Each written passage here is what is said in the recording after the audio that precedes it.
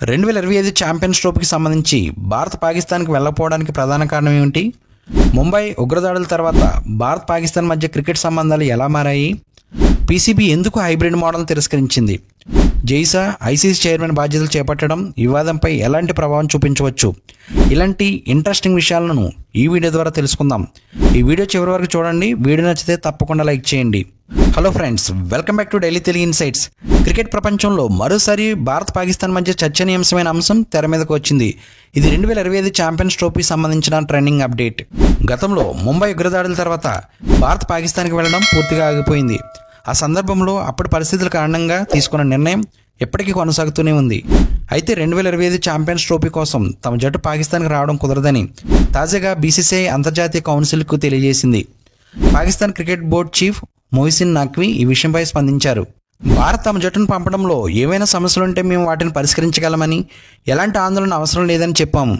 ICC నుంచి స్పష్టత లభించిన తర్వాతే మేము తదుపరి నిర్ణయాలు తీసుకుంటామని ఆయన తెలియజేశారు.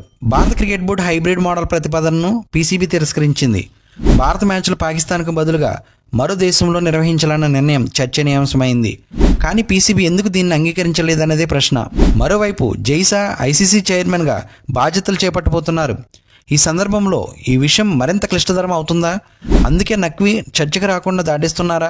తెలియాల్సి ఉంది. ఇదే సమయంలో పాకిస్తాన్లో జరుగుతున్న స్టేడియం అభివృద్ధి పనులపై నఖ్వీ గర్వంగా చెప్పారు. లాహోర్, కరాచీ, రావల్పిండి స్టేడియంలో పనులు ముందుకెళ్తున్నాయని, ప్రణాళికకు మించి వేగంతో పూర్తి చేసే దిశగా పీసీబీ కృషి చేస్తుందని తెలియజేశారు. ఒకవైపు భారత భద్రతా కారణాలను ప్రస్తావిస్తుండగా మరోవైపు పాకిస్తాన్ ఐసీసీ సమీక్ష కోసం ఎదురుచూస్తుంది.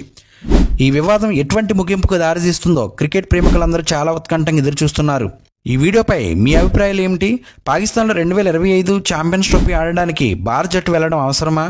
ఈ వివాదం క్రికెట్ ప్రేమికులపై ఎలాంటి ప్రభావం చూపించవచ్చు? కామెంట్లో తెలపండి. ఇలాంటి క్రికెట్ అప్డేట్స్ కోసం మన ఛానల్ సబ్స్క్రైబ్ చేయడం మర్చిపోకండి.